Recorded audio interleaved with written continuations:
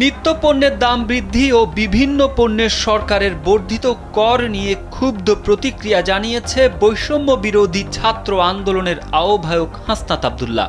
অন্তর্বর্তীকালীন সরকারের নানা সীমাবদ্ধতা ও অদক্ষতার বিরুদ্ধেও মানুষ আজ প্রকাশ্যে অবস্থান নিচ্ছে বলেও মন্তব্য করেন তিনি। বুধবার নিজের ভেরিফাইড ফেসবুক পেজে একটি দীর্ঘ স্ট্যাটাস দেন হাসনাত। তার স্ট্যাটাসে লিখেন, এই দেশের অধিকাংশ মানুষ সহজ সরল জীবনযাপনে অভ্যস্ত। দেশটা কেমন আছে সেটাও তারা বোঝার চেষ্টা করেন সহজ হিসাব নিকেশের মধ্যেই।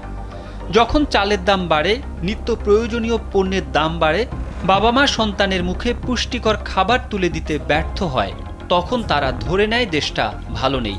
হাসনাত বলেন, রাষ্ট্রীয় প্রকল্পগুলো থেকে জনগণের কোটি কোটি টাকা আত্মসাৎ করে আমাদের অর্থনীতিকে করেছে পঙ্গু। চাঁদাবাজির অত্যাচারে অতিষ্ঠ হয়ে অনেক তরুণ উদ্যোক্তা ব্যবসা করতে পারেনি, কিন্তু বিগত স্বৈরাচার আমাদের বলতে দিত না।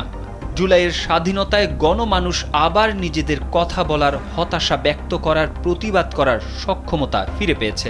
সরকারের উপর ক্ষুব্ধ মন্তব্য করে হাসনাত বলেন, অন্তর্বর্তীকালীন সরকারের নানা সীমাবদ্ধতা ও অদক্ষতার বিরুদ্ধেও মানুষ আজ প্রকাশ্যে অবস্থান নিচ্ছে।